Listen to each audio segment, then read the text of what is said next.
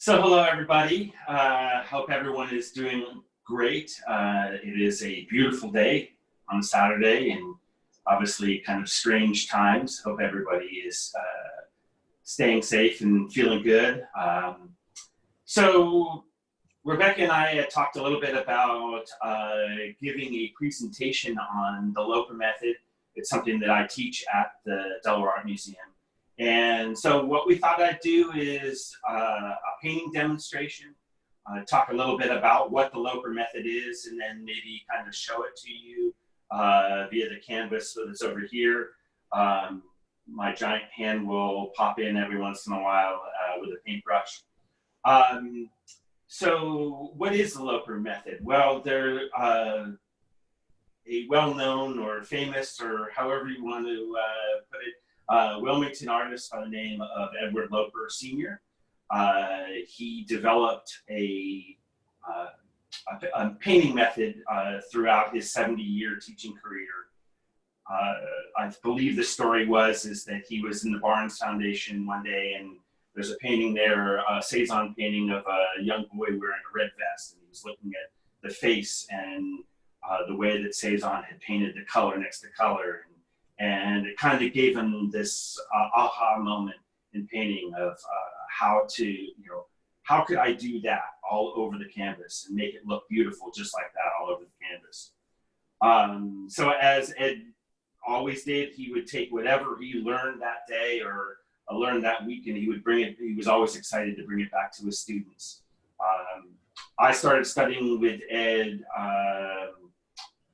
just around it's funny to say, at the turn of the century, right around 2000.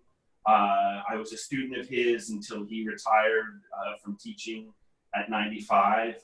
He was 95, not the year. And then we painted as friends and colleagues right up until he passed away. I'm sorry, he retired at 90, and then he passed away at 95. So that was about 10 years ago that he passed away. So what is the Loper Method? Well, the Loper Method is, again, it's color next to color. Ed used to talk a lot about line, light, color, and space. That's what a painting is made up of. And basically the secret sauce in the Loper Method is the color. It's observed color, so it's the things that so it's this still life.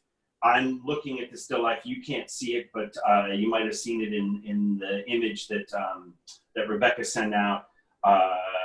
It is something that I have set up here, so it's not something that I'm pulling out of my head. It's actually color that I see.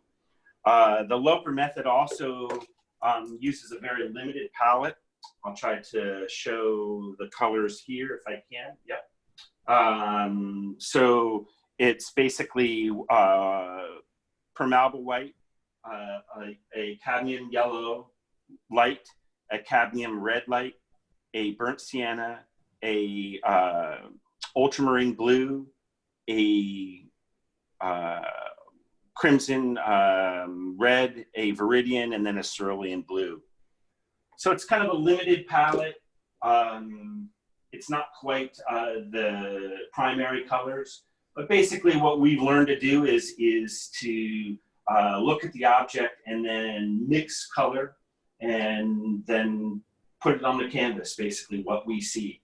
Now, the Loper Method, some of the things that the Loper Method is not about. It's not painting the way that Ed saw or painting the way that anybody else sees. It's really about painting the way you see. It's about drawing the objects or drawing out of the objects what you think is important, what you think is interesting and exciting. Basically taking whatever, whether it's a person, place, or thing, setting them up in a way that picking and choosing out of the infinite choices what you think is interesting. So I did a little still life, some oranges, a couple glass pieces, some flowers, and some fabric.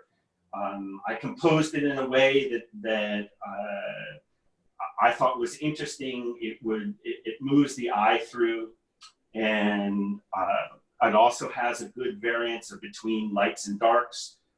In a lot of painting methodologies, they'll talk about values. In the Loper method, we don't really talk about values. We talk about lights and darks. In the Loper method, we primarily use what's called a cartoon or a drawing. That's what this outline is.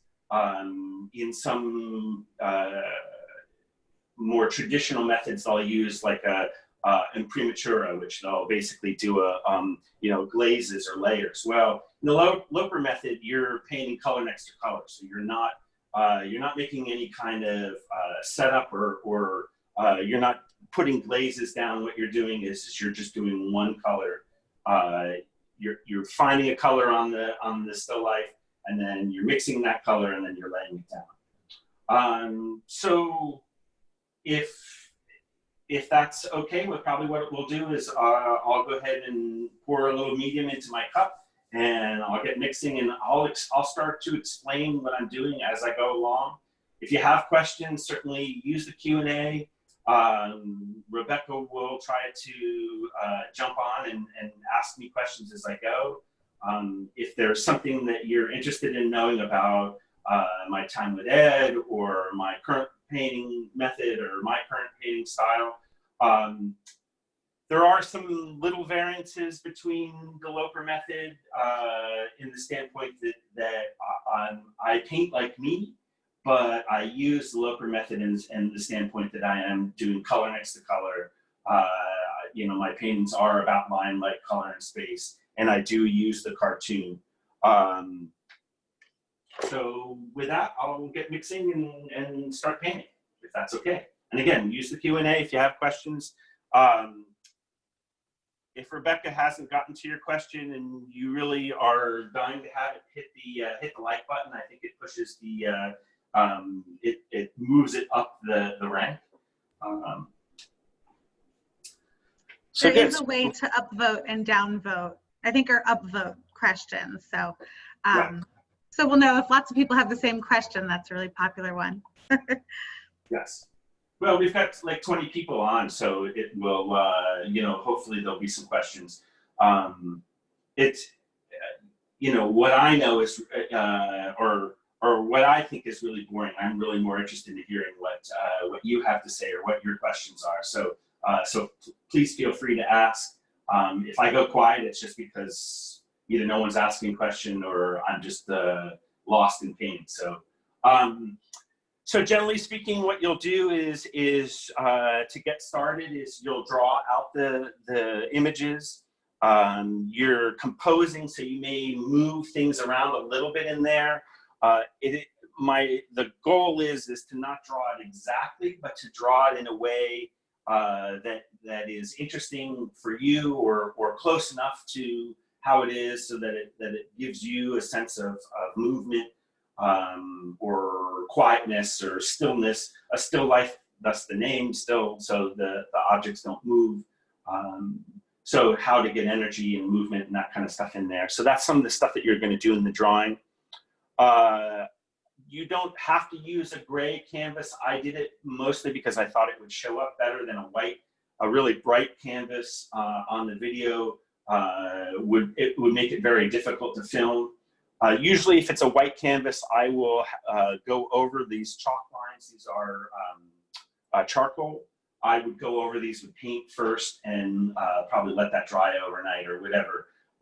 But because we're on video, I had to kind of adapt a little bit. So what I'm going to do is I'm going to just look at the still life for a few seconds and then kind of come up with a color somewhere near the center. I learned recently from watching other people on Zoom trying to learn how to do this, that I don't necessarily have to start directly in the center. It was just something that Ed always kind of taught. That way you can get good relationships between lights and darks and colors. So I'm gonna probably start somewhere right around here on the orange. There's a good shadow there, and it's not the brightest section, but it's bright enough. Okay, great. So I will. Tom, I just wanted to make a note here for people viewing this about how to get both screens up at the same time. To see both Tom speaking and the canvas, so the boxes labeled Thomas Del Porte easel and Thomas Del Porte canvas, you are going to go to the gallery view so that you can see both instead of just the box where the audio is coming through. So you should be able to see both a split screen with him at the same time if you go to the gallery view. If you want to just go up close on the canvas, you will go to speaker view because that's where the audio is coming through, so that will be larger. I'll probably make that note a couple times as more people join us. And that was a question, so hopefully that answered that question. So one of the things that a lot of, or at least the way that Ed painted, is that he used a fair amount of medium. His brush strokes, he didn't have a lot of texture in his paint. That was something that was built up over time. Something that I do is I almost use zero medium. I'm a firm believer that if you want to put paint on the canvas, you should put a lot of paint on the canvas. So one of the things you'll see on my brush, it's hard to tell because it's shiny, but when you look at the edge of the brush, there's a fair amount of paint here. I'll scrape it off. So you can see the edge, how smooth and shiny it is. And then my first color is, you can see how much paint there is. And so what I'm going to do is I'm going to start right here on the edge. I'm going to lay it down, and then I'm going to just leave it. And then what I'll do is I'll mix the next color,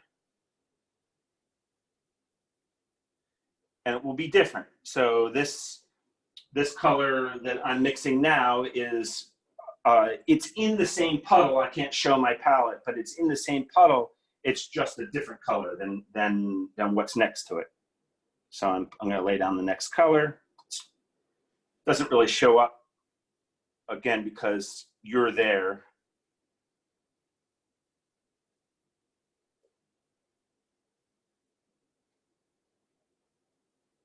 I'll vary the direction a little bit of the stroke.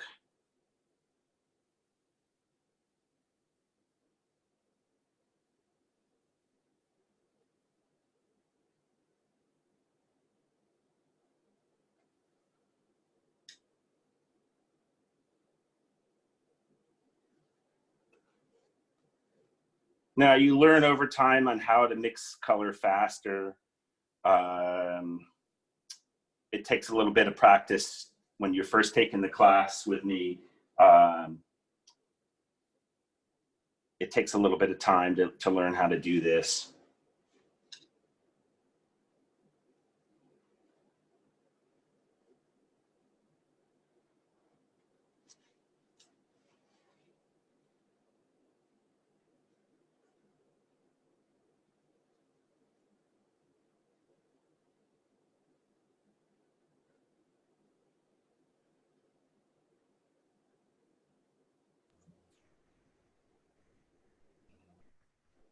Just on a technical side here, I'm still getting questions about the speaker view versus gallery view. People are saying that it's not popping up on their screens. I am investigating it, so.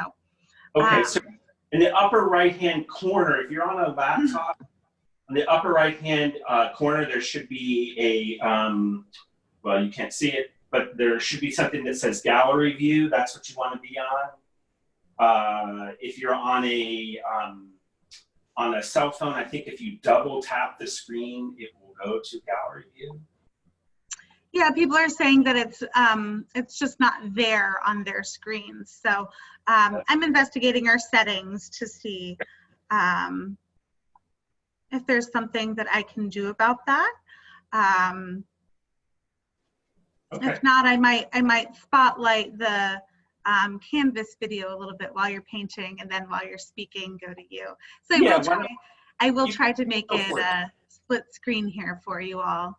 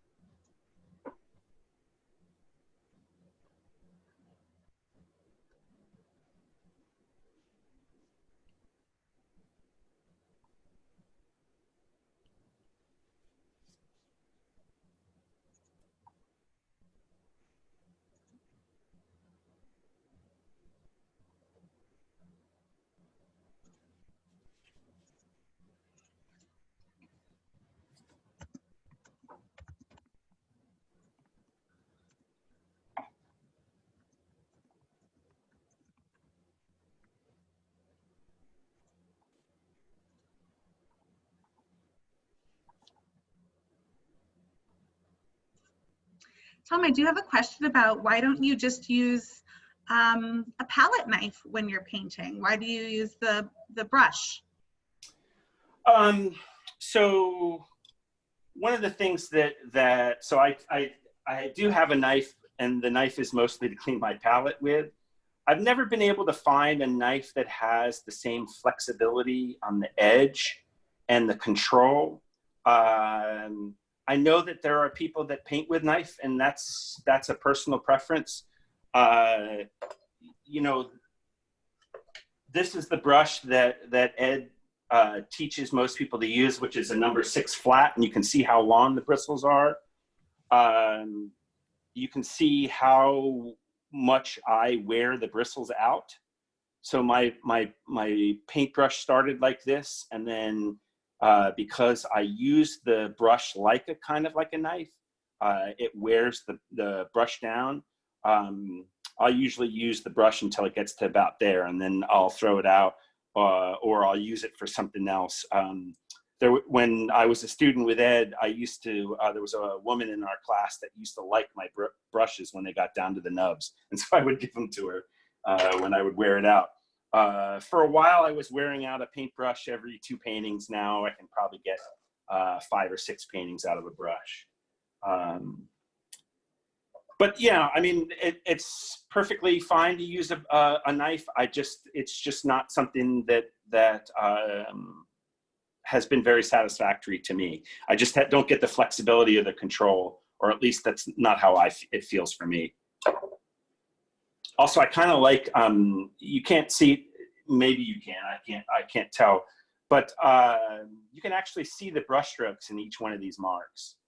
And I kind of like that aspect of it. Did that answer it, Rebecca? I think so. I love that they get worn down so much in between. How long does it take to wear them down? So it's very unsatisfactory to have a brush this long. So I'm usually really frustrated the painting that I start this brush with. So I'll beat the heck out of it the first painting, and I'll get it down to, you know, below this red mark here after the first painting. And then it usually takes, you know, 2 or 3 more paintings before it gets down to this size. This brush is probably painted, you know, like 3 paintings. I will choose brushes when I'm start a painting to, you know, because of the size, like if I'm working on a particularly large canvas, I may pick a brush that has a little larger width. They all start as a number 6, but if you go to the art supply store, not all paintbrushes are equal, if that makes sense. Do you have a brand of brush that you prefer? I believe this is a Winsor Newton Artist. I would say probably Winsor Newton is the brand that I use the most.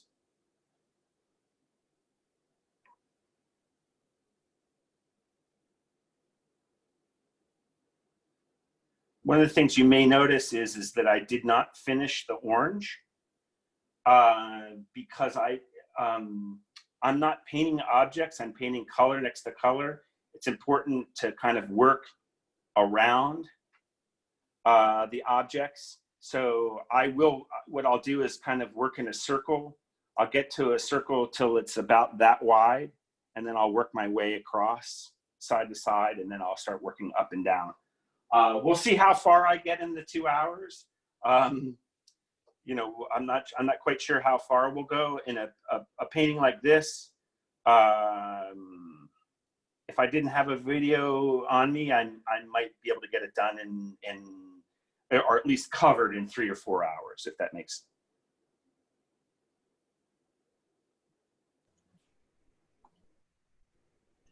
But you will, when you finish it, you'll send us a picture, right? Yes, yes. Perfect.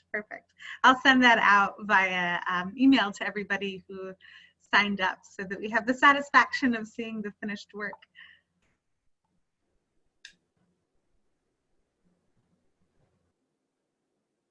But one of the things that you want to watch is you want to watch how I move the brush around, you know, where,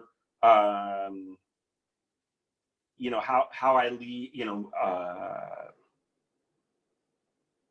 how I lay the paint down. Again, it's traditional painting would be that you get out your brush and you get out the orange, because these are tangerines or oranges, and you get your tangerine or orange color, and what you would do is you would paint your objects, and then what you would do is go back in with shadow, lights and darks. In the Loper method, is again, it's color next to color. It's this color, then this color, then this color, then this color, and that's kind of how I have trained my eye to see.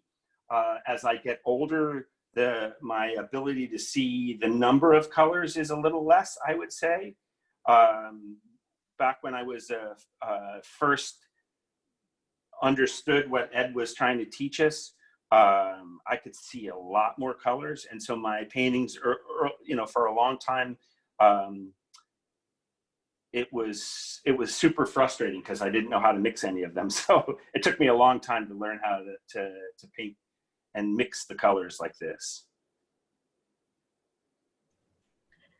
So Tom, when you are setting up a still life, we have a question about how do you choose the subjects for your painting? I guess we also see a figurative painting behind Sure. you. How do you choose what you'd like to do? And also we have a question about if we can peek at the still life that's behind the canvas, if you could show that really quick. I can move this and then move it back. It's quite beautifully set up. And I did send an email ahead of time with a picture of that as well. Again, the lighting is not really great, but you get a good sense. So how does somebody pick? Well, Ed would tell you that the objects or the places or the people or the narrative don't really matter much. It's more about the line, light, color, and space. It's more about what you see that matters.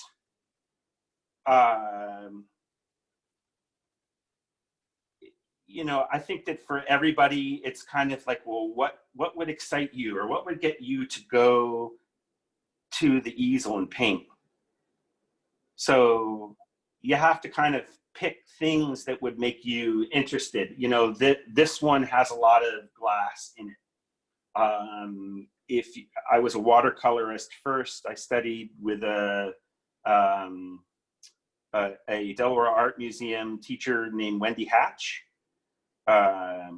And she used to like to teach us to paint glass. Mostly, I think it was to torture us a little bit. Not in a sadistic way, but just in a good way of, as a good teacher will push a student.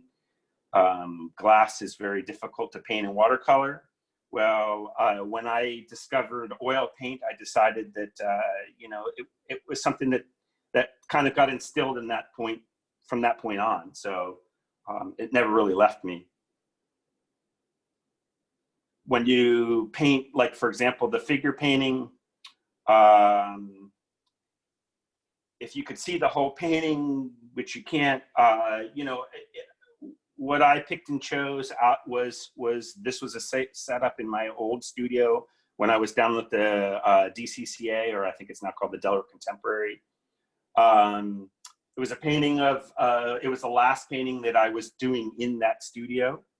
And so I wanted to kind of capture some of the memories that I had in that studio. So there's all sorts of things like, we used to have lots of parties. I don't know if you could see it in the video of me, but there's a whole bunch of champagne bottles, and this is the workstation. And so I just kind of fit in things that kind of typify that location. Good question. Hope my answer was sufficient. Tom, when you're done putting that color on, if you could show us the still life again along with your palette, actually. Sure.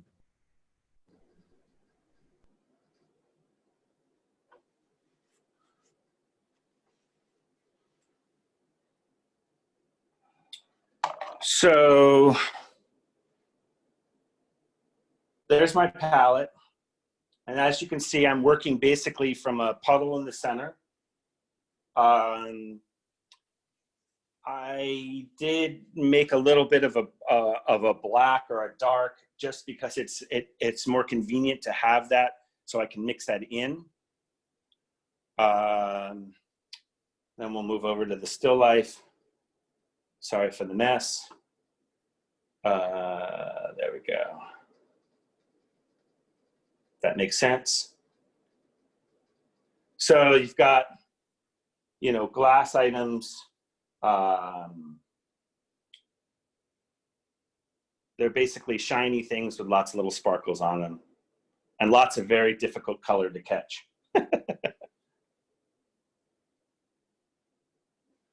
How was that? That was great, thanks. Apparently a black box with my name on it pops up when I speak, so I overtook it earlier. Another question for you though, about your brushes again. Synthetic brushes, sable brushes, animal fiber, what's your preference? So these are hog bristles. They are, I think, called Chungking, which is just, it's a natural hog bristle.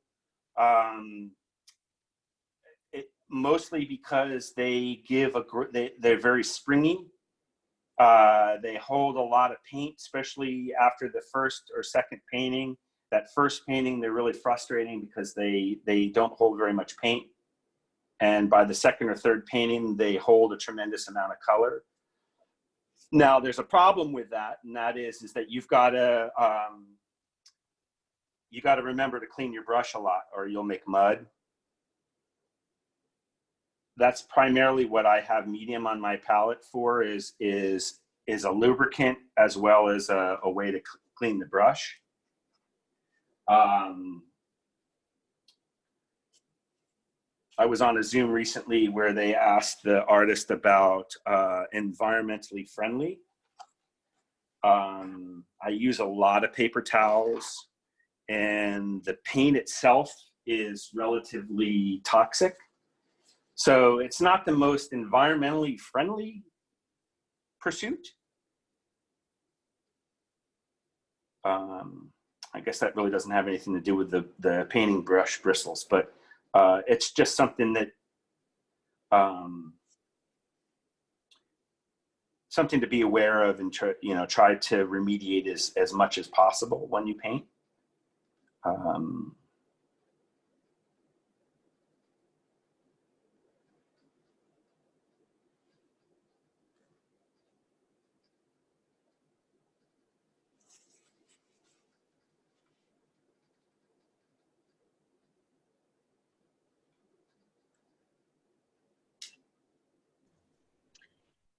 And Tom, your canvas, you said you started off with a gray toned canvas, is that correct?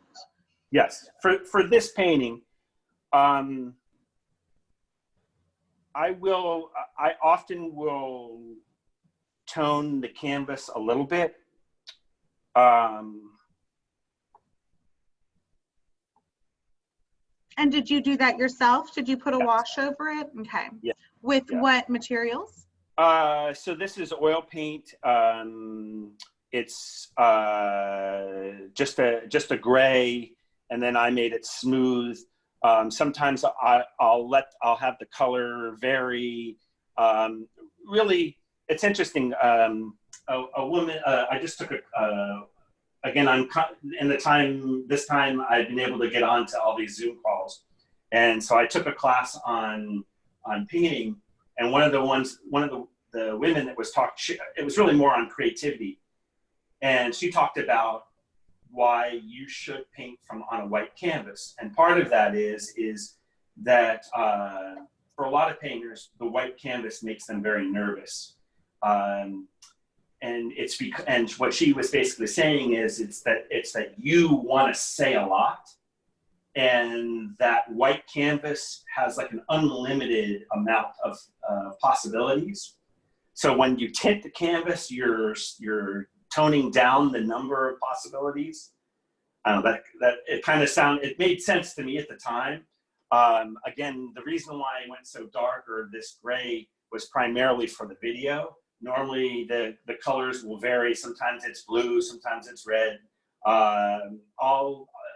Oftentimes I'll pick a color that either is a complement to what I'm going to paint.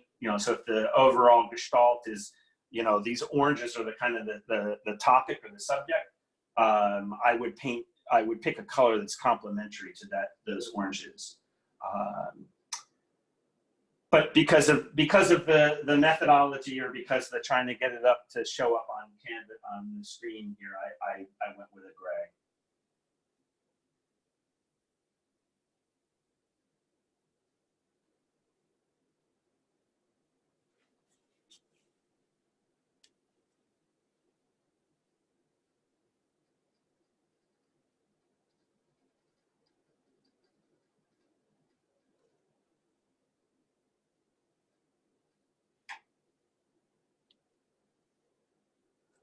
Now, one of the other things about the Loper method is that really not to have any kind of opinion about how things are going until the canvas is covered, because then you can go back and hunt for more color and you can fix things.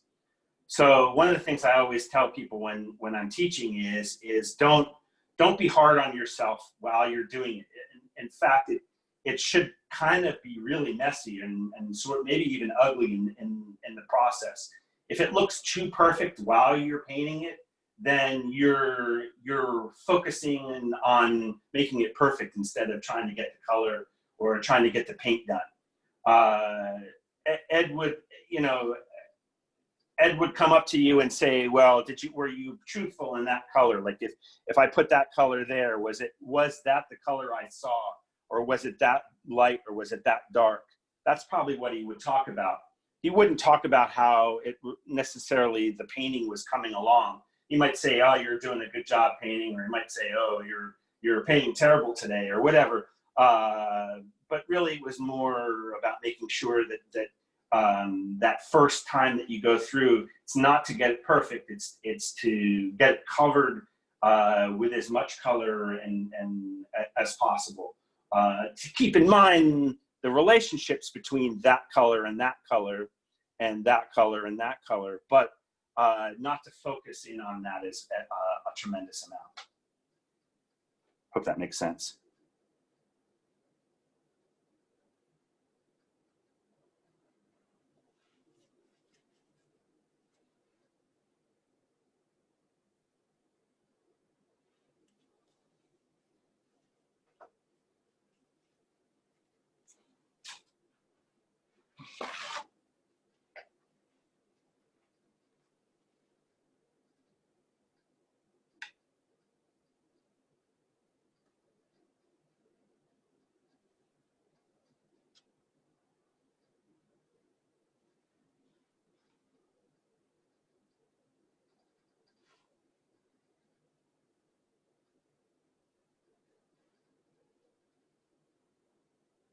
The other thing he would always, when you were a student of his, something that you hear in your head a lot is if you're cheating.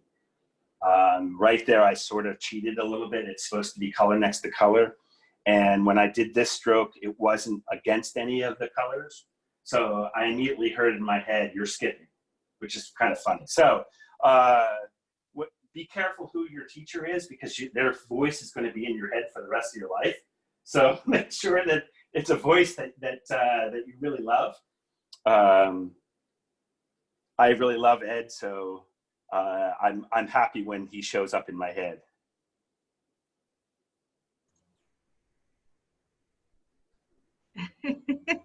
Tom, that's a really sweet thing to say about teachers. Yeah. We have a couple questions about the charcoal cartoon.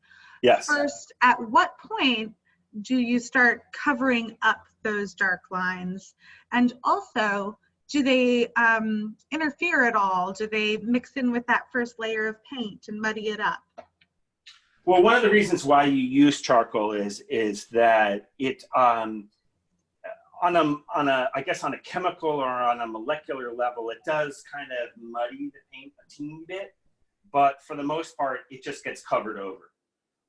If you put paint or you use something else under there, if it's not completely dry, it will actually mix. Where charcoal, for the most part, you know, every time. That's also why it's really important to put one color and then leave it, not to blend, because the moment I blend, that charcoal will then start to blend in with the paint.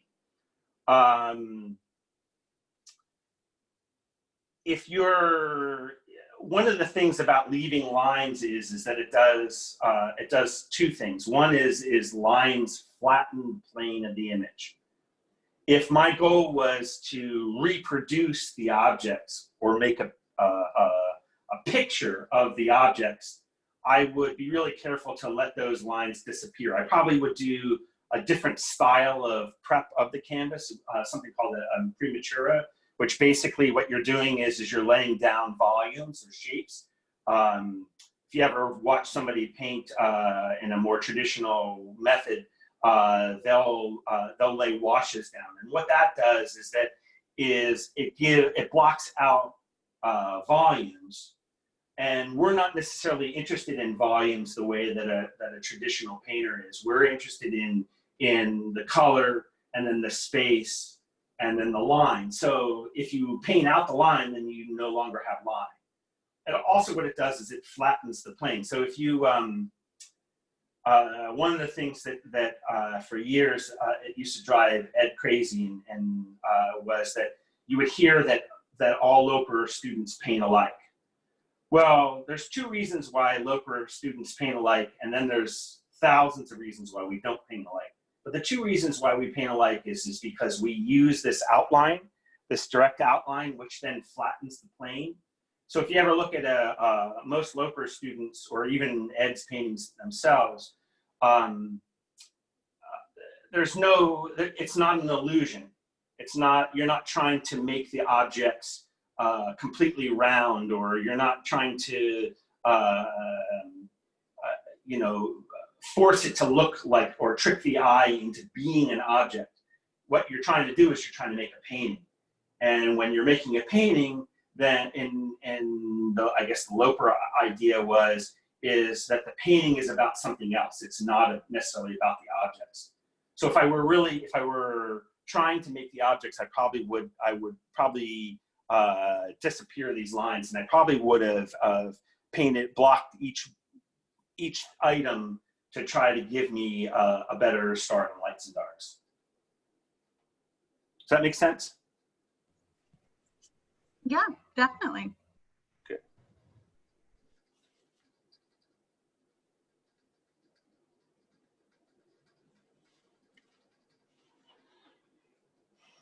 Now, one of the other things that I do that is somewhat cheating is that I will introduce a second brush. And the second brush is more something that I do personally. I don't teach it that way. What it does is it allows me to speed up. There's certain things that I want to be able to capture right away. So I'll use that second brush, to lay like a highlight in. You can see that it's small. It also will allow me to draw lines. As I'm painting, let's say I realized that I wanted this orange a little bit further over. I might redraw the line, not using charcoal, but using paint.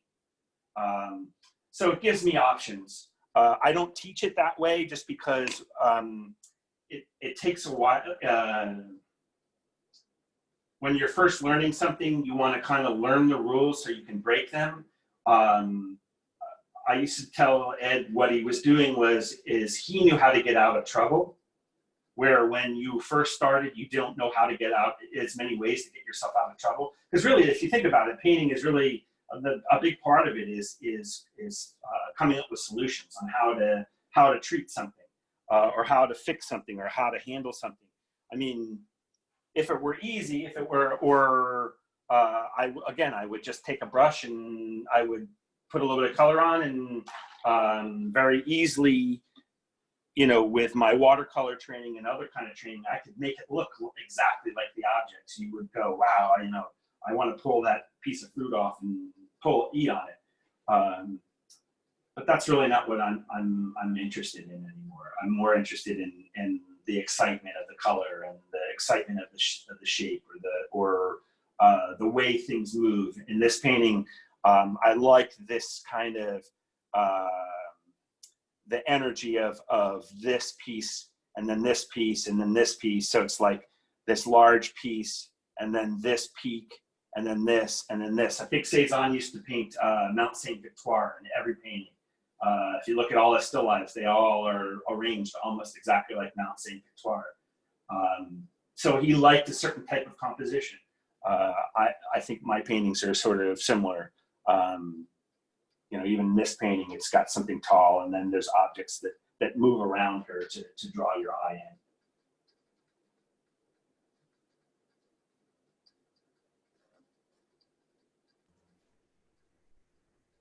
Tom, I have a few questions coming in, but I'm going to let you paint for a minute before I ask you more, because we're also curious about those beautiful oranges, how they'll turn out.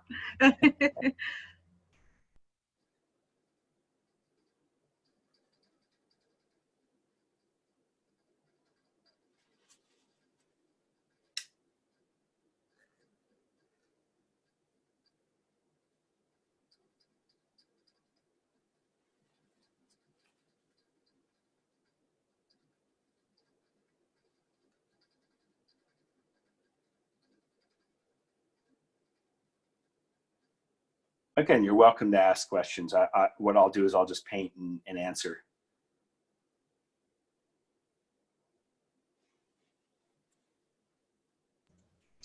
You talked a little bit about your subjects earlier, how you like to, were encouraged to paint something, put something that you want to paint and come back to the canvas over and over again, the easel. Yep. Is there a specific theme or object that you find yourself most returning to? Wow, great question. I think probably there's a place that I paint a lot, and that would probably be the only thing that would be similar to that, and that's there's a little part of Wilmington called Wawasset. If anybody is familiar with it, it's a little neighborhood that is just off of Pennsylvania Avenue, just like it's bordered between like Green Hill Avenue and Pennsylvania Avenue, all as you're leaving town to the left. And what it is that the neighborhood has all these wonderful windy streets with large trees, and the houses are all quite recessed back.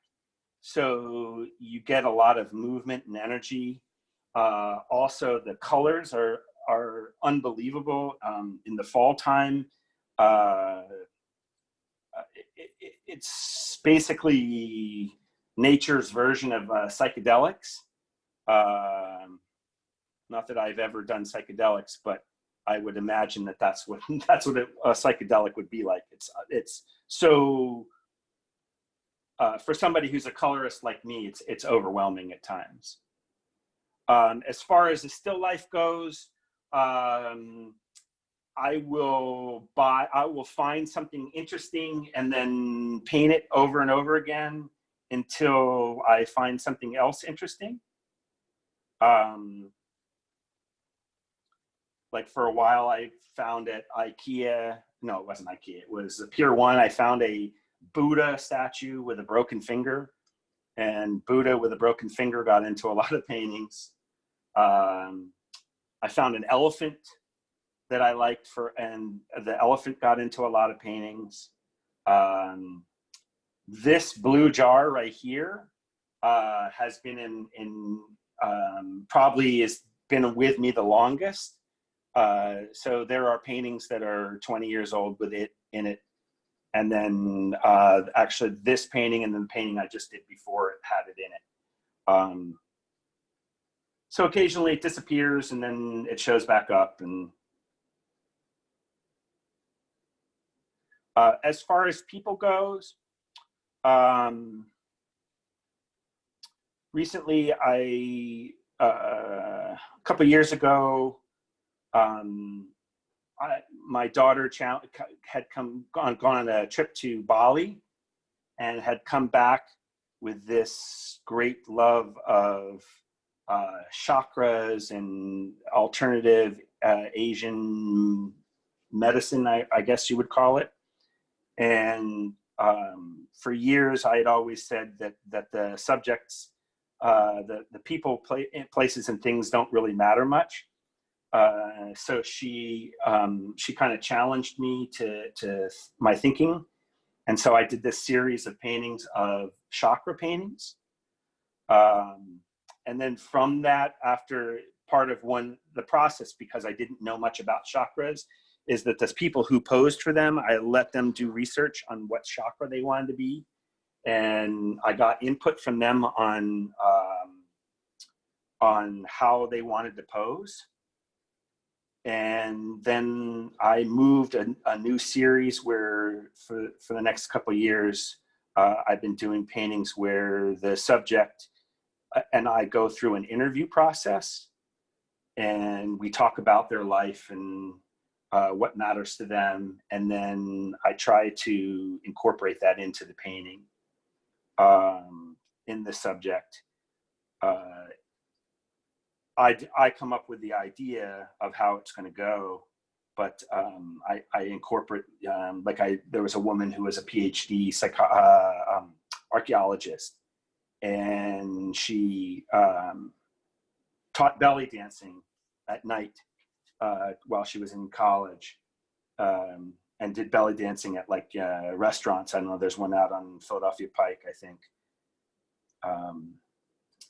And so she showed up in her belly dancing outfit, and she was wearing her glasses, and so the pose was kind of an homage to her profession as well as her passion. So that's why I say, it's when you're picking topics or picking subjects, it's a personal thing, and you're going to pick things that you're going to want to paint, that are personal to you. One of the classes that I took was in preparation of this. Again, I was watching other artists who were using this new technology of Zoom, and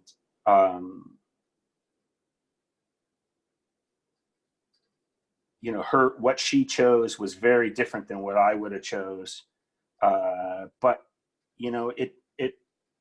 how she did it was really awesome. It was interesting and compelling, and makes you want to look.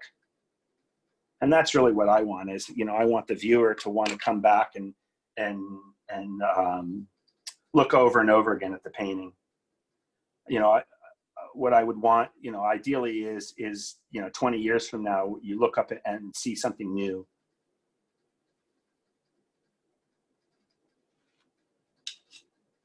In bigger paintings, I will actually think through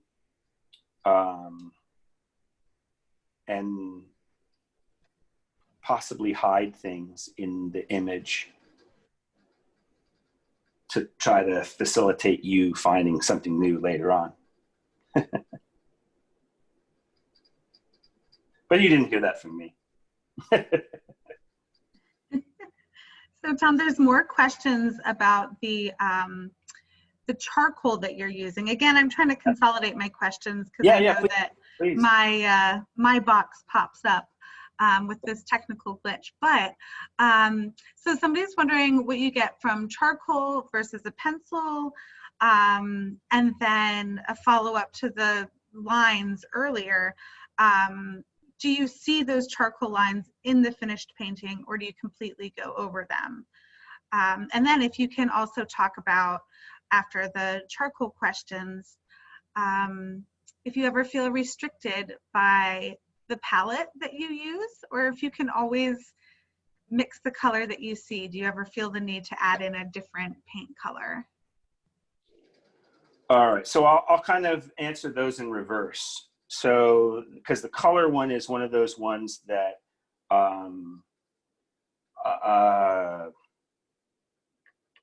if you take my painting class, I'll encourage you not to add extra colors.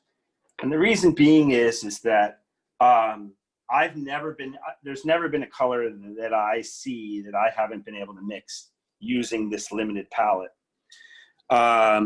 I watch other painters and I get very jealous of them having 50 or 60 colors or even 20 colors. The woman that I referred earlier, she actually would pre-mix. She would take all of her colors and then mix onto her palette basically the colors that she thinks that she's going to need. Now she does mix as she goes along, but she already has, you know, a pretty decent understanding of what colors she's going to, you know, based on, and she paints from photograph. So no, I never, you know, I think in all the years I've tried to incorporate 2 or 3 other colors. Mostly it's purple, because I see somebody who has purple in their kit and I get jealous for a brief moment, and then I try to use it, and then it doesn't mix well with the colors that I have on my palette. And so in frustration, I just go back to what I know. You know, part of it is, you know, having a limited palette is that it forces you to learn how to see and mix color. If you are, if you're constantly adding, you may get dependent. No, I'm using pretty much straight, you know, paint straight from the tube, but I'm mixing everything from that.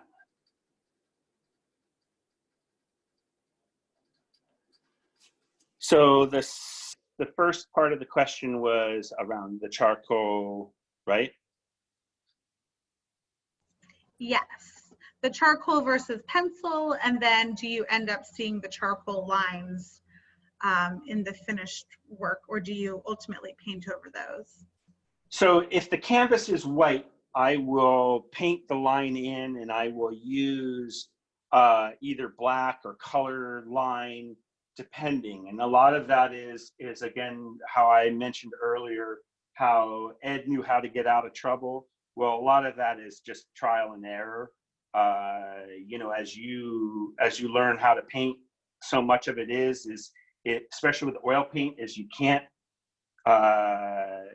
get stuck with what you have. You can always go back over it. So the goal would be that the chalk disappears. Now, one of the nice advantages of having a gray underlay is that if the chalk disappears, then I have gray. So I can, you know, let's say right here, if I want, I can leave some of that gray and put color here and then color there. Most of this that you see here between the fruit is charcoal, and over time, the moment I varnish it, that charcoal will basically disappear. So what will be left is the gray. Using pencil or marker or any of that other kind of stuff,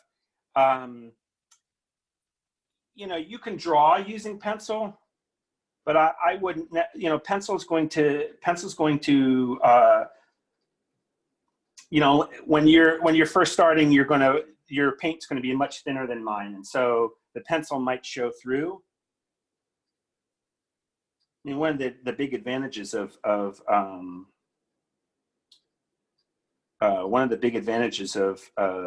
painting with thick paint is that it covers a lot, including your mistakes.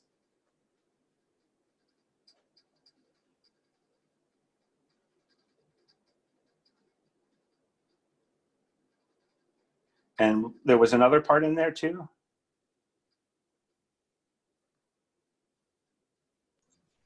I think you answered both. All right.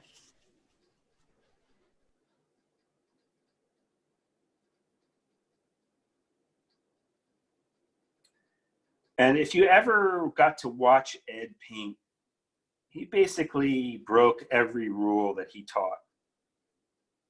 So as he painted, everything that he would yell at you for, what people said he was, you know, people like to talk about him yelling. He didn't yell at me very much, but, you know, I was paying him to be my teacher, so it was my incumbent on me to listen. But what he would say is, you know, he would teach you how to do certain things, but then you would watch him paint and you'd like, wow, that's not at all what he's saying. Well, it was like what I said earlier. He knew how to get himself out of trouble. It wasn't that he was painting inauthentically. It was just that he had more tools in his quiver. So he had more, you know, he had better ways of getting, you know, if I were to start painting over here, this red item, what would happen is I would lose the comparison between these. That's why I put this gray here, or this green here, or blue, or whatever color this is, so that way I knew how light or dark this was compared to this.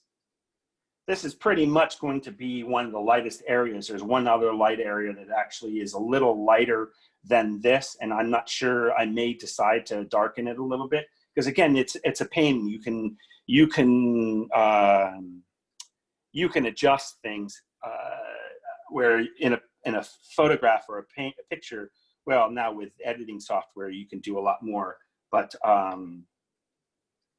you know, if you're making a picture, then you're going to want to focus in on getting that right the first time. Where in a painting, you can always go back over and fix.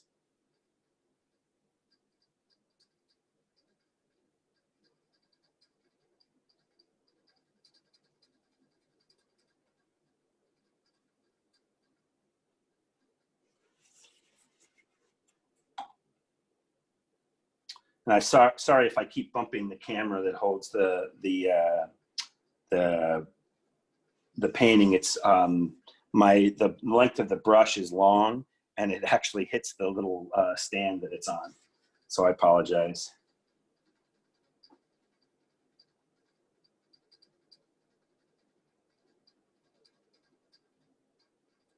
Any other questions?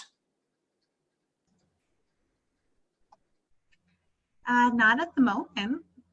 All right.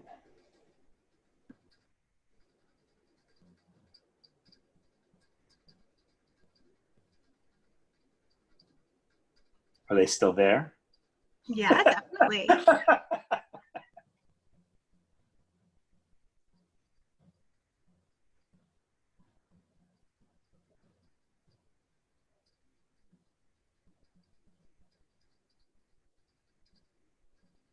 And occasionally you'll lay down a stroke and you'll go, oh, that's horrible. What was I thinking? Well, I tend to just leave it there. The thing that I hate the most right now, maybe I'll love later. So I'll leave it, and then if I need to fix it, I'll fix it later. So Tom, we've been asking you technical questions so far, yep. And I'm wondering if we can ask you some questions about working with Ed. I think Absolutely. He's sort of famously sometimes a hard critic. I'm curious about how long you worked with him before you felt like you had a successful painting, at least in his eyes. And somebody else wants to know, did he ever make you cry? Which I think is a great question. So Again, I'll start with the second question first. I'm just cleaning my palate for right now, so this is a good time. So no, he never made me cry. I remember it was during my first painting, and he would come over and he would say things to me that made zero sense. And I would look at it and I go, well, I was a watercolorist. I had no idea what he was talking about. I took an oil painting class with a teacher who let me be very free, but really didn't teach me much as a teacher. So I always had lots of fun, but I really wasn't learning much. And then Ed kept saying things to me, and I kept going, well, what is he saying? What is he talking about? What is he talking about? And then I would watch all the other people cry, and I would watch him yell at them and be hard on them. And then I realized, you're paying for this class.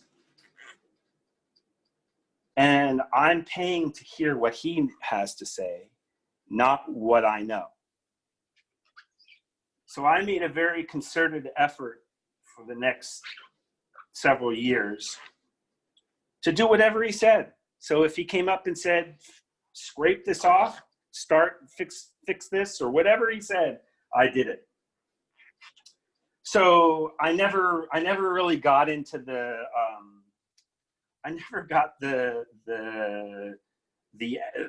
crying part that others did. And I don't want to throw anybody under the bus, but I think a lot of it had to do with that. It is maybe that he didn't, he was old and he didn't feel like he had a whole lot of time to waste. And so you were either listening to him or you weren't. And he unfortunately didn't have a lot of patience for people who weren't willing to listen. So sometimes he would get hard.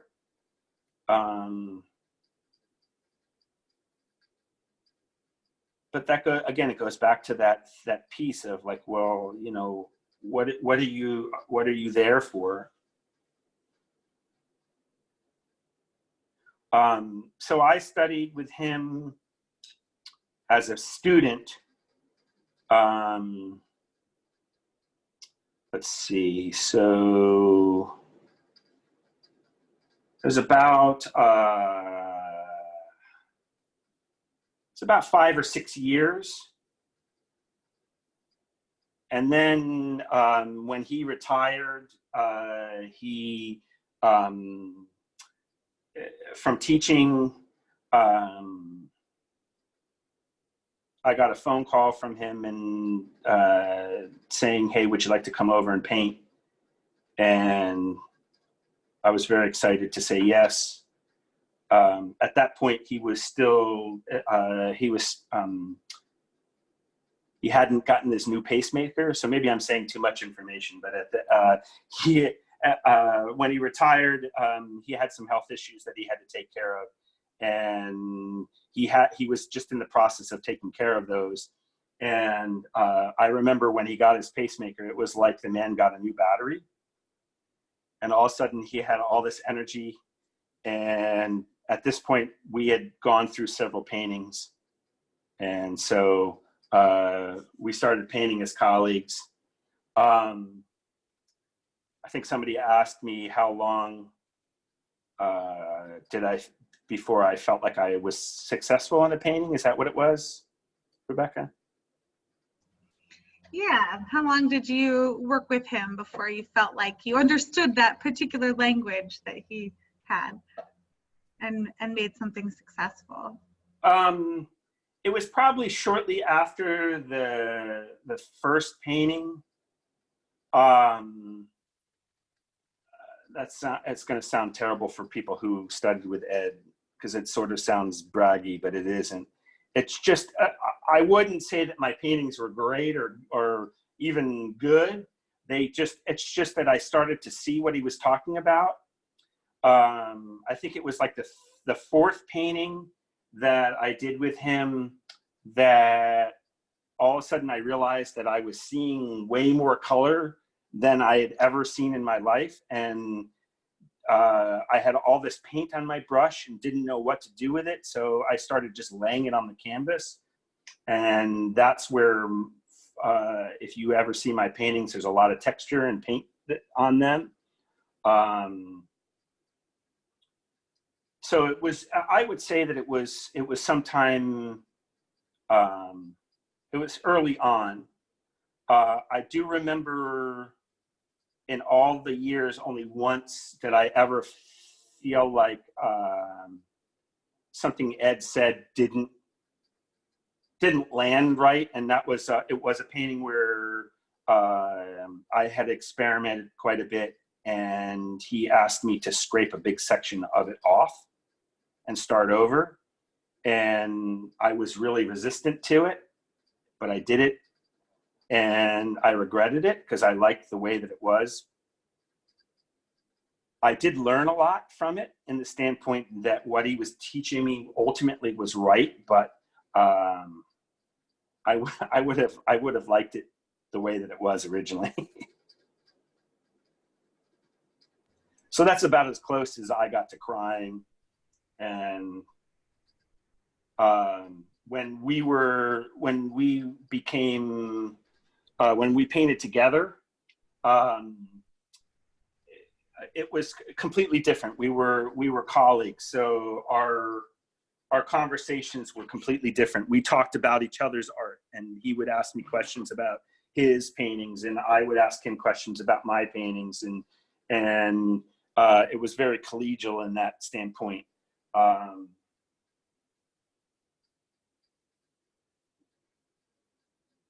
There was one moment where he had been painting, and he was very upset at the way that some of his paintings were going.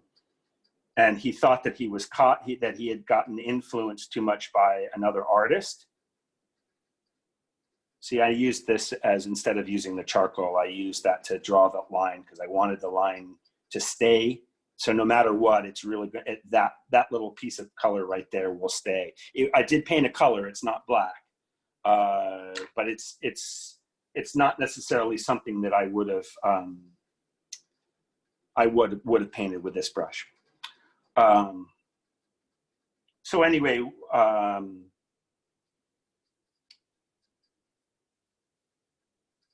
so I pulled out his paintings. I pulled out a whole bunch of paintings. He had his paintings in his house at that point still. They hadn't gone to the University of Delaware. And I pulled them out, and we laid them down, and I said, no, Ed, look, you're not painting like this other artist. You're painting like yourself.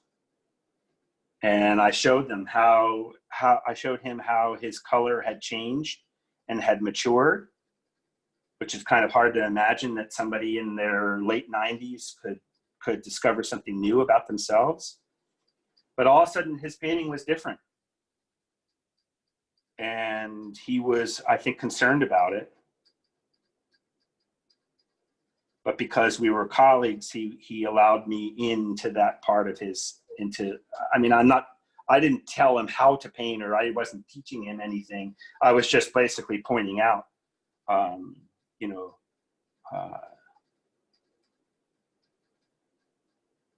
but as a student,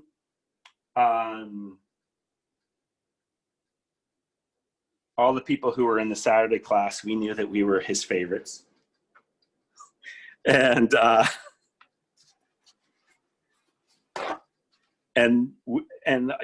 the most part, everybody painted very differently, and they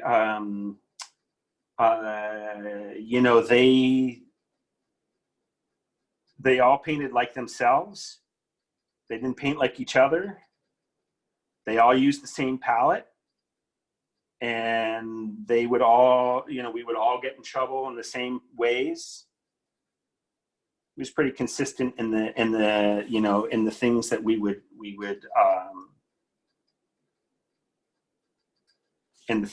get in trouble over. Sounds like a parent. Ugh, that's really not what he was, but that's okay. if he were my father, that would, I wouldn't mind that. Tom, can you talk about when you were first introduced to this style? Do you remember the first time you saw this painting style? What drew you to it, made you want to paint like that? And maybe while you're doing that, can you do another view of your canvas and still life setup? Yeah. So becoming a Loper student was a purely an accident or a wonderful, so there's the still life again. And I'm currently working on the flowers. You can see them. Again, I'm not interested in detail. I'm interested in shape and color and space and line. And again, you can see my palette. It's primarily, I'm working out of one single puddle. I don't save colors per se. Anything like that yellow mark right there, that's just because I put too much paint on my brush and I had to wipe it off. And instead of wiping it onto a rag, I wiped it off onto the palette.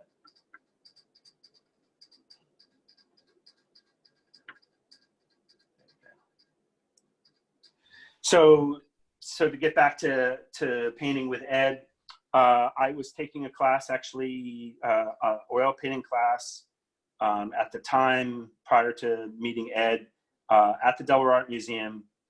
And for whatever reason, the class didn't run. And so I told the teacher that I was thinking about, I'd heard of Ed. I think he just had a show at the Delaware Art Museum or something like that. And I was warned by him that he would ruin me and that I would end up painting just like him, and that what I was doing in his class was great and all that other kind of stuff. So that, being the rebel that I was, I wanted to see why he thought it would ruin me. And I guess in a way it did, because it ruined me in the standpoint that it gave me a new way of seeing, and it got me curious and had me go study at the Barnes Foundation. It ruined me in all the great ways that something can ruin you. That makes sense. I'll ask you offline who that teacher was later. I'm so curious. As the person who now has to run the classes and unfortunately canceled. I don't believe he teaches anymore at the Delaware Art Museum. I mean, I very much enjoyed his class, and I would have probably stayed in his class for a long time. It's just that it didn't run. And actually, the reason why I ended up in an oil painting class was because one semester Wendy wasn't able to run her class. At that point, by then I was a member of the Philadelphia Watercolor Society. I had been painting watercolor for years. It was something that I really enjoyed. And then I took that one oil class. I did it twice, and then it didn't run. And then, the way Ed's class worked is that somebody either had to die or move away for you to get into his class. And to my good fortune, he'd already been teaching 5 days a week. The Delaware College of Art and Design convinced him to teach one more day, and so he opened up a Saturday class. He opened up actually 2 sessions of Saturday class, and I got to go in one of the Saturday classes, and then he taught that 2 semesters, and then Janet was worried and started to slow down his teaching, and that class got canceled, and fortunately 2 spots opened up in the other session of Saturday, and I was able to get in. And then he painted. I mean, he painted twice a day, 6 days a week, for 10 months out of the year. And, you know, in his late 80s, that's pretty darn good.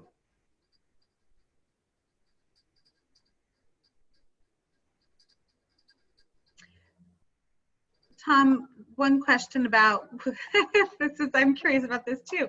Was one of your classmates Dr. Coogan from Kentmere Veterinary Hospital? If you were a patient there, your animal is, you've seen his Loper paintings in the office. Was he a contemporary with you? So Dr. Coogan did paint with me in Quebec. One of the things that Ed would do is in his summer months, he would take students up to the city of Quebec in Canada, and we would paint for a week in Canada. Ed didn't paint a lot while he was teaching. He just didn't really have a whole lot of time. So his opportunity to paint was either Quebec or, you know, when he would get the itch during his winter breaks, he would paint. So yes, Dr. Coogan was a contemporary in the standpoint that we did paint together in Quebec, but he was not in a Saturday class with me. It's one of the reasons that I love living in Delaware, is little stories like that. Yeah. Another question, you've been talking about when you approach these works of art, seeing the formal elements, you know, you're looking at line and color and shape. Yeah. And this technique of color next to color, Yeah. do you see any similarities or think about post-impressionist artists like Van Gogh or Seurat at all as you are? Yeah, so from a technical standpoint, Seurat or Van Gogh, they would how they differed from Loper is that they would, let's say they mixed this particular orange, the one that I'm pointing at. Their method would be that they would apply that orange to everywhere where that orange existed. Now that orange on my painting only exists on that one stroke. There's no other place in this whole painting where that orange will show up. Now it could be very, very close because I'm mixing from the same colors, but once that stroke is laid down, that color disappears on my palette. So if you ever look at a Van Gogh painting, his color is unbelievable, but it would be, you know, it would move all the way around or hatch around. You know, he would use the same green and the same yellow and the same thing. He actually had probably a better understanding of formal color values or formal color application than I do. You know, I've studied all of this stuff, but when I paint, it's not in my forefront. Van Gogh is one of those interesting guys that he was a Dutchman, and he goes to France because that's where the avant-garde is. This is kind of a controversial, and I love controversial because this is what Ed was always about, controversial. So he was a Dutchman that went to France to look at the avant-garde, and when he gets to France, he learns that the avant-garde are all using the Dutch composition tools. So I find it very ironic that a Dutch man would go to France to learn how to be Dutch. Now, if you don't understand what that means, I can understand that's something that you would learn in traditions in the Barnes Foundation. The easiest way to explain it is that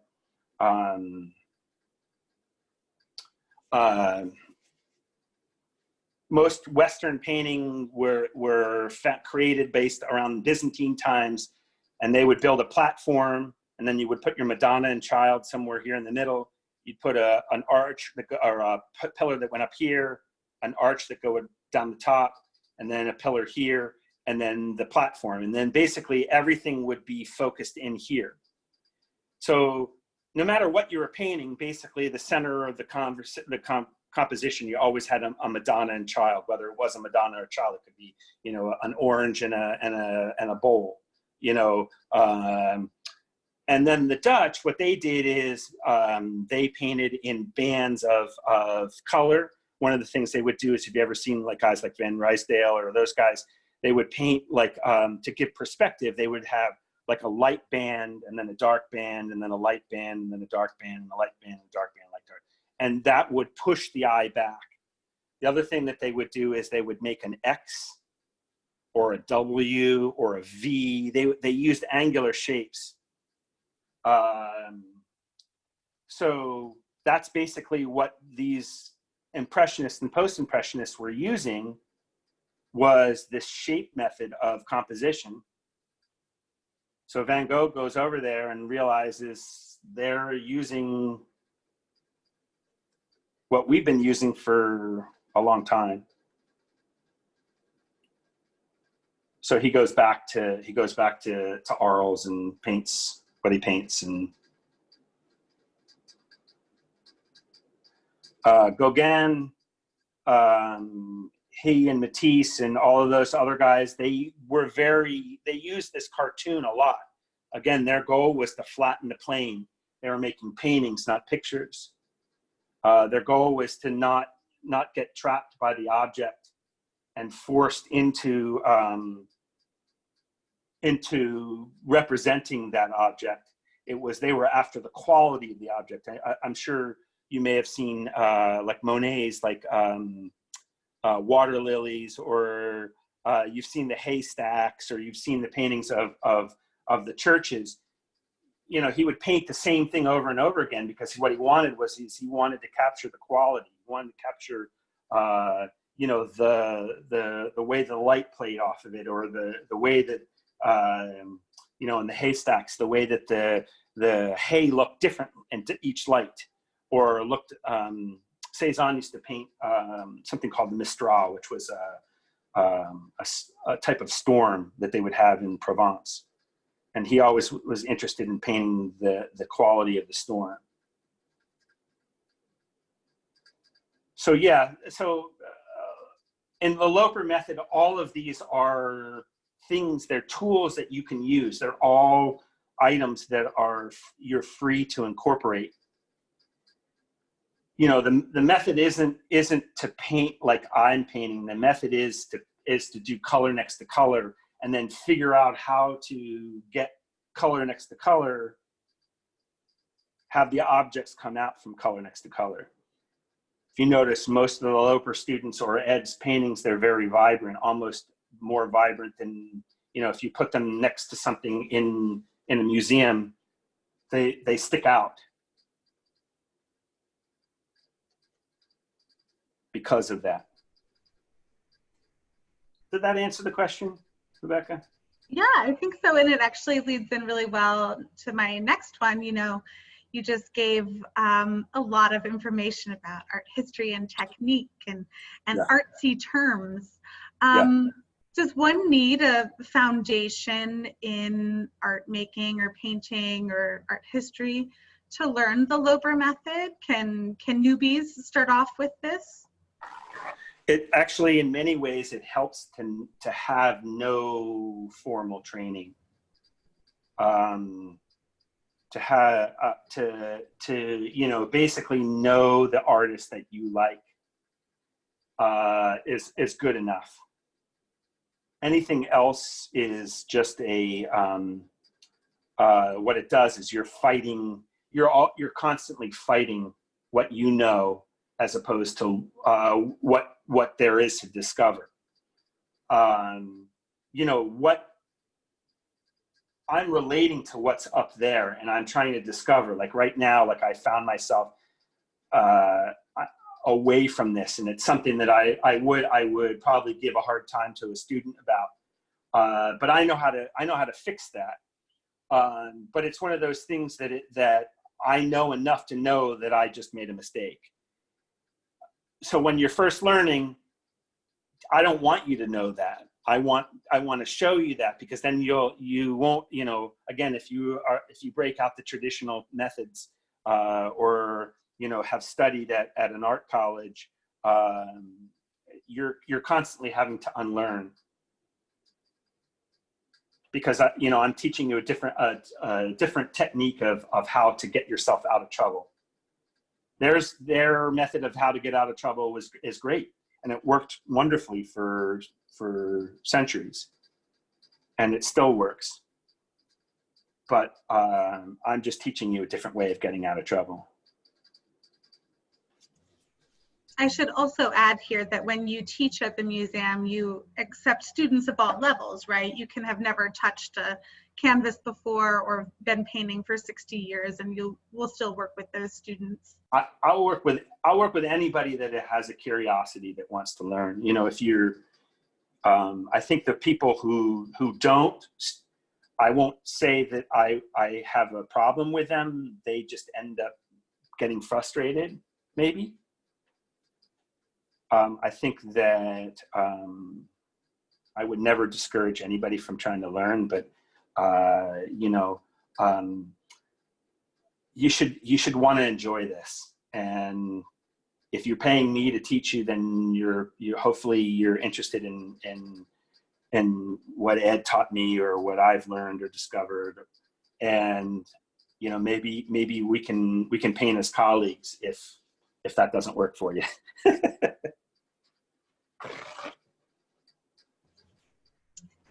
Before you load up your brush again, can you give us another view of the palette and the still life and the passage that you're working on? Yeah. So here again is, as you can see, the puddle has just gotten a little bigger. It's almost time for me to clean up the puddle. I won't let it get much bigger than this before I start wiping it down. I don't want that color I don't want to cheat. And then you can go back to the image, the painting, and the still life. I don't know if I can get any closer with this because of the cord. But right here on the bottle, right here on the bottle has a tremendous amount of color.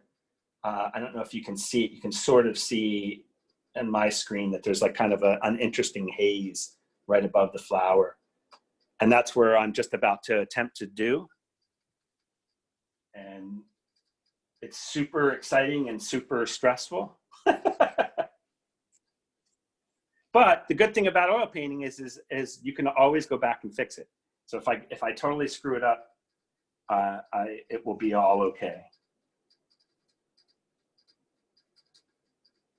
Was that satisfactory? Yeah.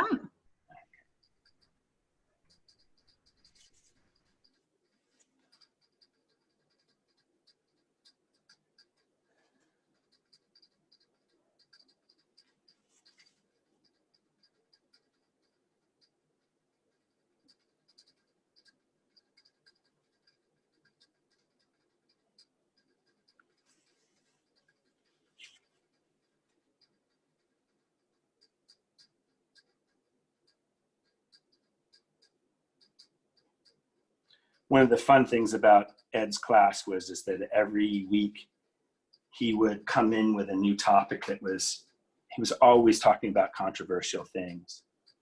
And so half the class was cooing and because they were angry, and half the class was laughing because they would support what he had to say. He was constantly challenging people that way, and that's one of the things that I think is really wonderful about taking a painting class is that camaraderie that you get.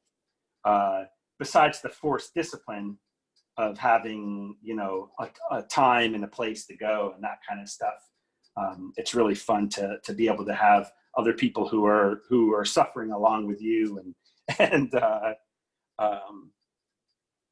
are learning and getting a chance to chat. That's a great lead-in. It's like you read my mind to the next question about painting in Quebec. You talked a little bit about that earlier, but can you describe what that is like a little bit more? So a little bit of back history. For those of you that don't know, Ed was African American. He used to paint in the United States, and then every summer he and Janet would get in their van and they would go. And he used to get frustrated because, you know, this was in a different time and different era, and he experienced a fair amount of discrimination. And one day he was talking to I think it was the toll taker or somebody that he knew, or I don't know, but somebody said, hey, go to Quebec or go to Canada. They're a very open society. And the story goes is that when he went to Quebec for the first time, he felt super free. He felt like it was like the greatest place ever. So he started bringing his students up. I unfortunately did not get to go as much as a lot of the students had. I only was able to go 4 times. The first time I went by myself, and then the rest of the times I would bring my family. And how it worked is that we would all paint during the day. I had a morning painting, and then I had an afternoon painting. So I would get up at 8 or 7 and go down and start painting my morning painting. And by noon, the light would change. And so then I would go eat some lunch. And then around 1, I would go and paint till about 3 or 4. And then I'd go back and take a shower and clean up. And then we would all meet in this little park, just in the shadows of the Chateau Frontenac, if anybody's been to Quebec. And we would have a wine and cheese, and then Ed would do a critique. And it was marvelous because, you know, you got to see how other people painted, and you got to have Ed give you real-time feedback.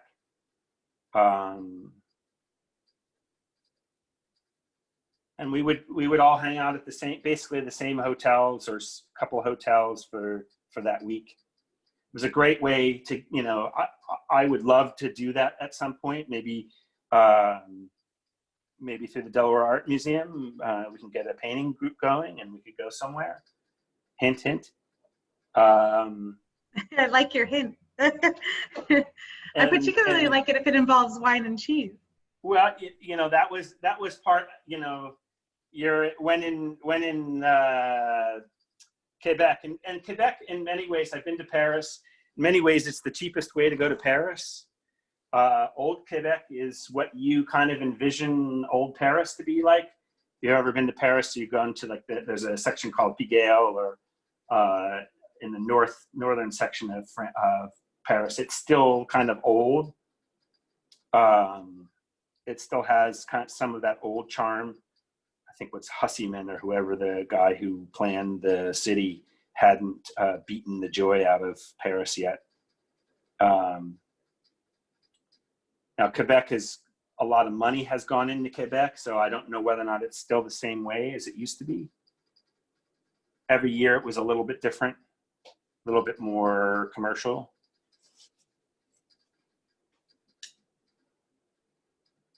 But it was a wonderful time, and you got to paint alongside Ed. This was even before we were colleagues. So you got to watch him paint.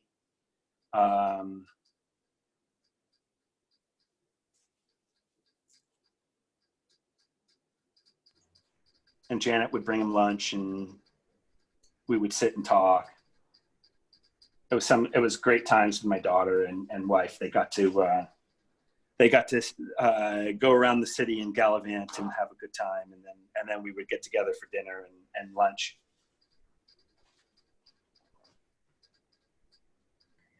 As if we weren't all wanting to travel enough already, I think you just made us want to be able to travel even more. Yeah. Well, the advantage of painting outdoors is that you are always social distancing. you have you know, some people will come up on you, but you know, because of the nature, if you see my easel here, it creates about a 6-foot circle. So it would be this is a good time to go paint outdoors, because it's, you know, people can't get close to you. They will try, but I'm sure people are just as interested in staying away as you are. The hard part is getting there, I guess.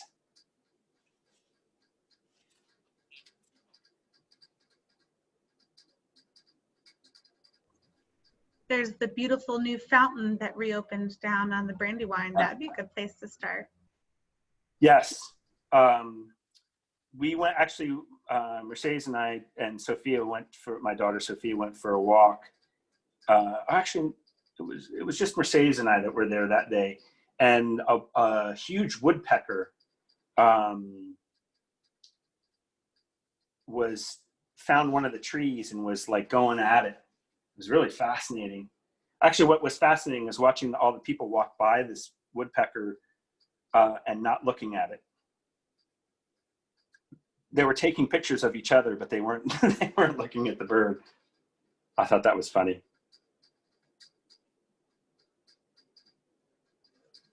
But Ed and I used to paint a lot down there. There's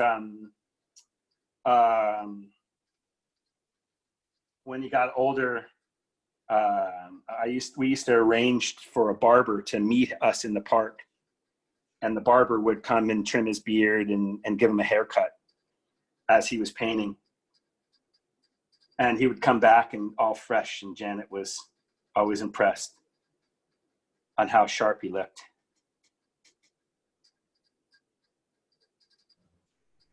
That's some excellent multitasking. Get your hair cut while painting. Well, yes, yeah. I was usually off someplace really hard to get to, and you know, thinking I had to make it difficult, you know, in order for the painting to be good or something like that. I don't know, some crazy notion. And I would always place him in a place that was close proximity to the car. And then I would engage these barbers, and I think Ron Whittington, who was one of the deans at University of Delaware, used to come and do it too. He had a lot of good friends that would meet us.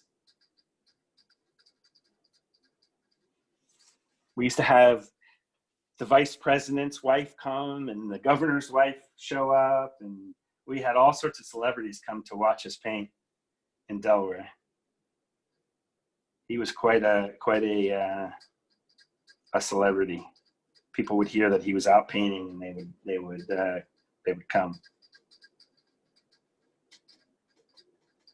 One time we actually got thrown off the property at the Wilmington, there's that hospital right on the Brandywine. It's changed names, but I don't remember what the name of it is. Right there by the Washington Street Bridge. And yeah, the I think guard, it's Wilmington Hospital now. Yeah, Wilmington Hospital. Well, the guard didn't know who we were and came out and threw us off the property. And I kept saying to the guard, "Are you sure you want to do this? Are you sure?" And mostly what I was doing was trying to stall long enough so Ed could finish what he was doing that day. And then I called one of the gentlemen who was in my class. I won't mention his name, but he was had something to do with city politics.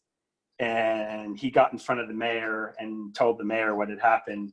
And the mayor sent me a letter that said that Edward Loper is allowed to park anywhere he wants in the city of Wilmington if he's painting. And so the next day, the head of security comes out, and before I even had a chance to pull out the letter to show him that we were allowed to park there, he starts profusely apologizing and says that he had gone home and shared with his wife that he had chased this artist off of his property. And she goes, "Was that Edward Loper?"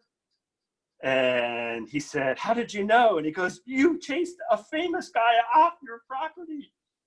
And she apparently read him the riot act for the next few hours. And again, came out and apologized profusely that he had chased us away.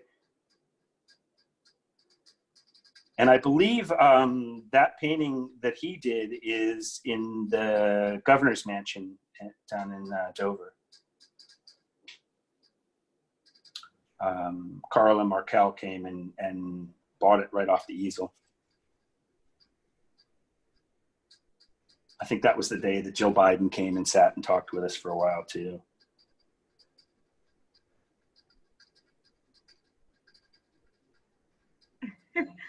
Tom, can you talk a little bit about Ed Jr. versus Ed Sr.? Did you ever paint with Ed Jr.? And a little bit about their styles and how they differ? I know Ed Jr. I've never painted with Ed Jr. I knew Ed Jr. when he lived in Ed Sr.'s studio house. And, they had a very typical father-son relationship. As far as painting goes, I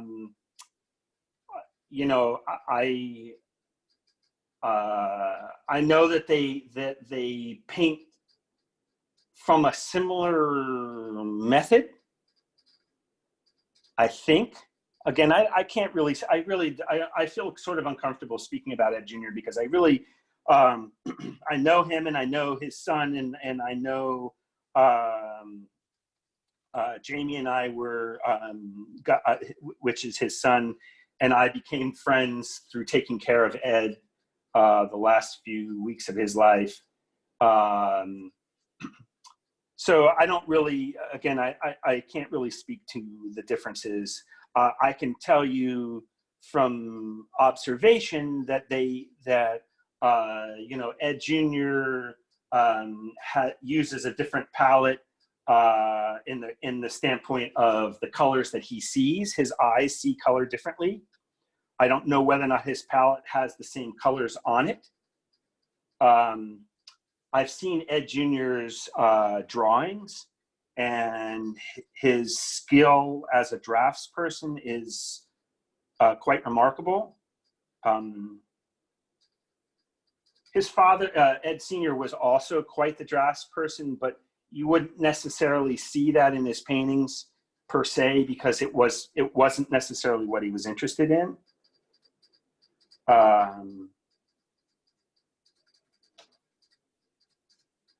I know that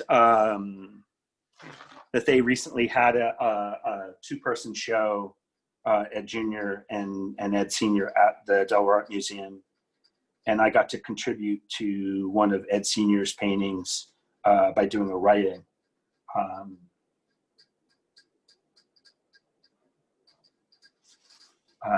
In many ways, it's hard because Ed Sr. Was more than just a painting teacher for me. He was, he may be one of my best friends ever, and in many ways, like a father figure, best friend, all of that wrapped up together. So, the hard part is that sometimes there were the stories that came out between him and Ed Jr. Were one-sided. So again, I don't feel it's very fair to really comment any further than that. I'm glad you referenced the show at the museum because it was really interesting to see their work side by side, and they definitely have a different artistic language. Yeah. As even when they were the same subject matter, it was yes. really, really interesting. Yeah, Ed Jr. Lived in the studio house for a long time, and took advantage of the fact that the still lives were set up. He may have even manipulated the still lifes himself, and but there are several paintings of his that are very familiar. Just, you know, as somebody who painted in that studio, I recognize the items and recognize but again, that's one of the really great things about the Loper method is that it's really not about painting the way we tell you.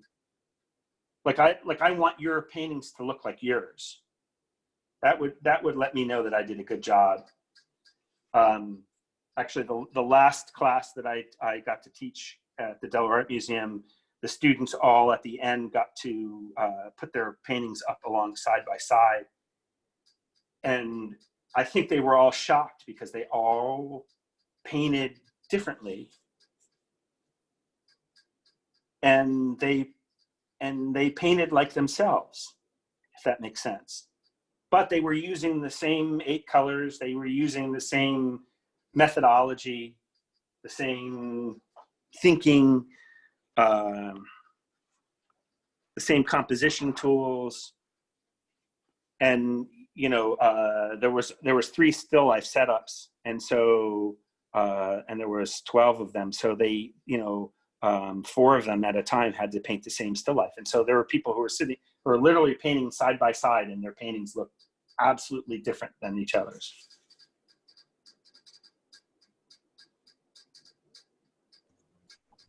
I just want to take a moment to say we have about 10 minutes left in this demo. So if people have questions, make sure to get them in before, and then, so at noon, I'll stop you. We'll see if we have any more questions, and we'll wrap up. Perfect, perfect.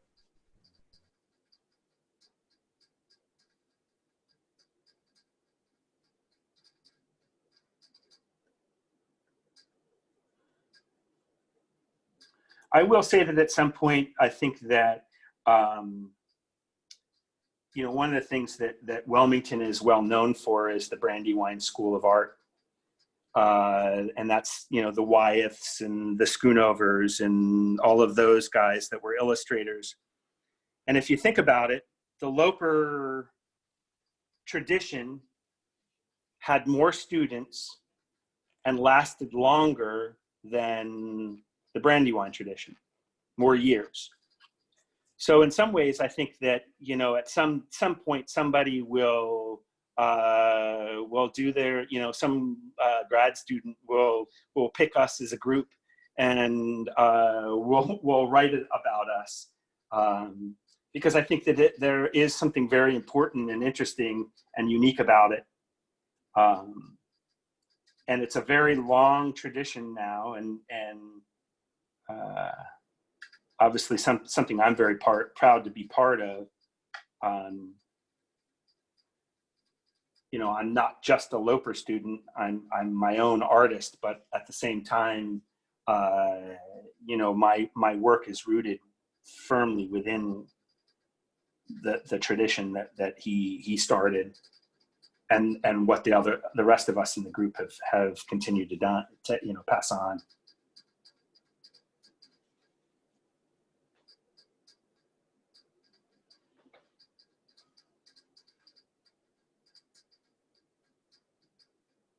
I think what I'm going to do is I'm going to take a drink of water, and if there are any questions, you can go ahead and ask, and I'll answer. This is probably a good place to stop. I will, before I do that, I'll kind of one more time take it through, kind of like zoom in a little bit, and maybe show you my palette one more time and the objects, if that's okay. Does that sound good? That sounds perfect. All right, so let's see if I can get this again. So again, it's really hard with this kind of light. Actually, you know what I'll do? I will change the light.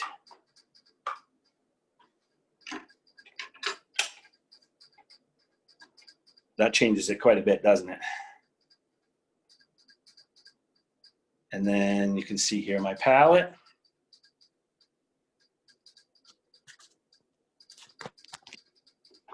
And I'll take us over here. So the still life.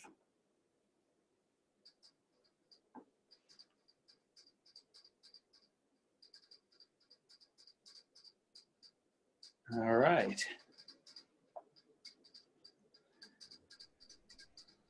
I'm glad you just showed that, because our next question was about all the colors on that short vase. But somebody said, can you talk about what you're going to do with that? On this vase here?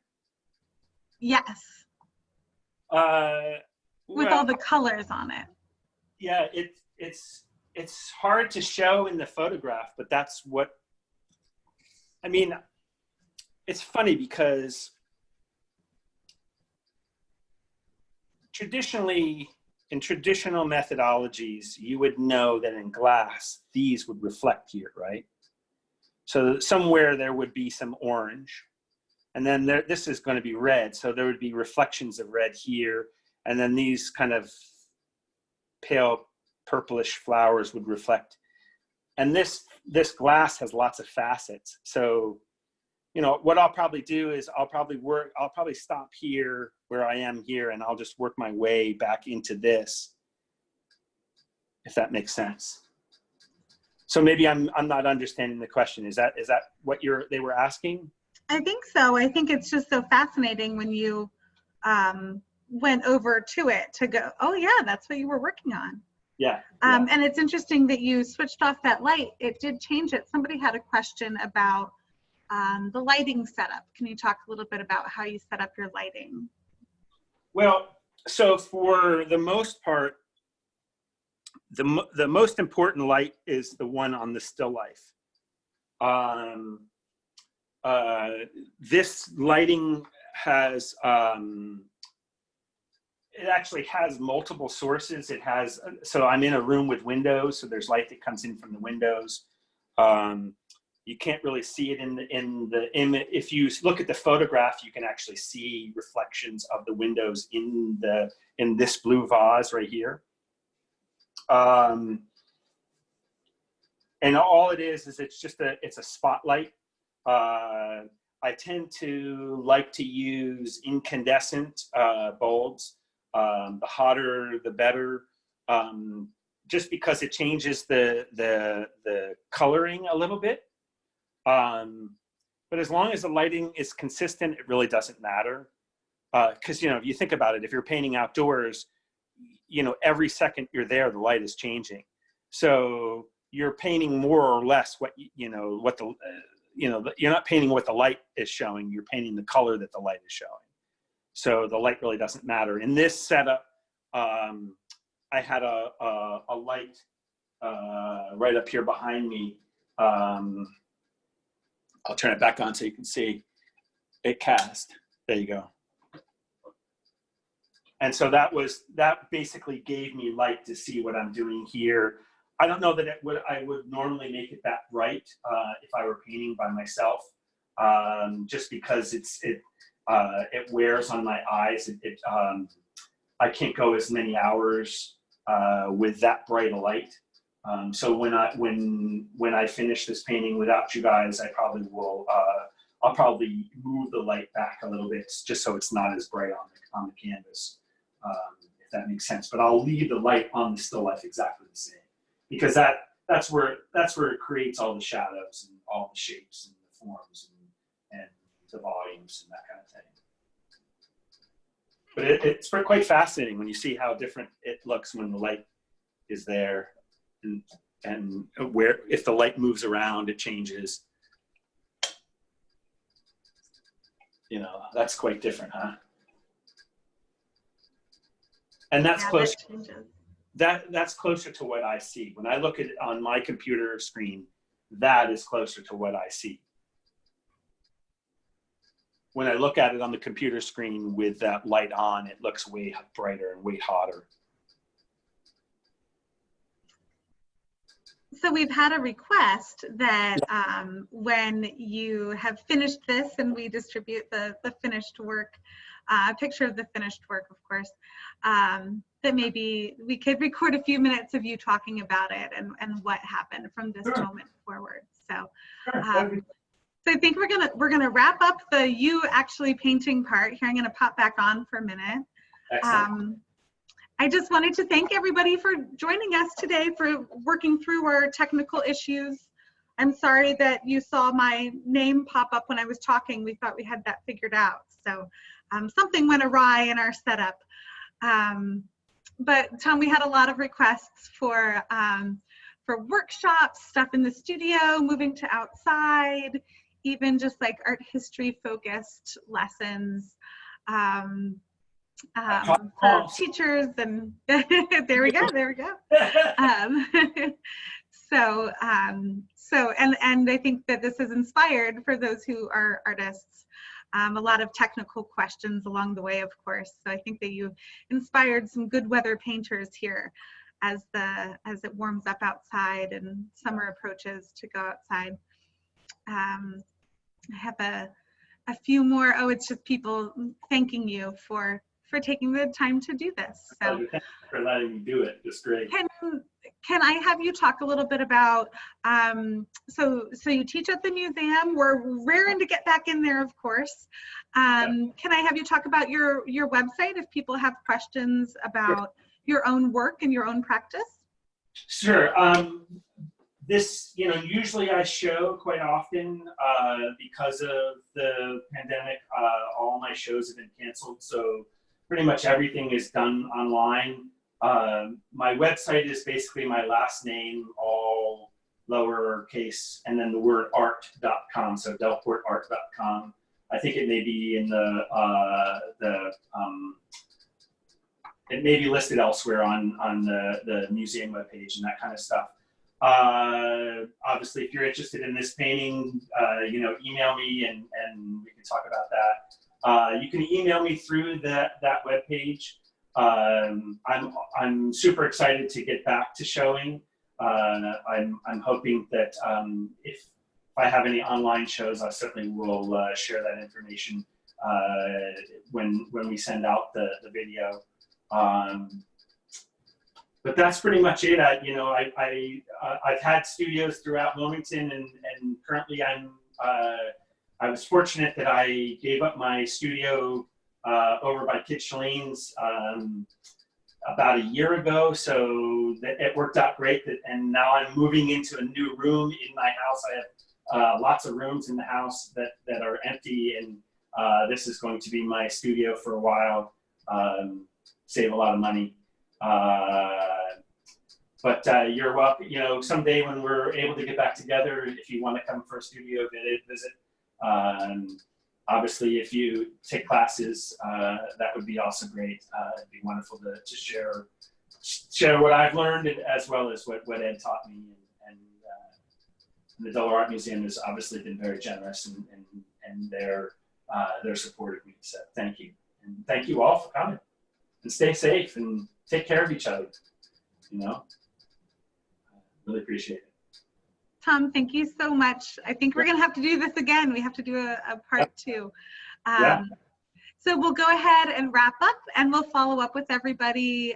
We have your email addresses. This was recorded and should be on the museum's YouTube page. I'm not sure how long it takes to process and do all of that, but it will be up there. So thank you so much. Have a beautiful day. Thanks, everybody.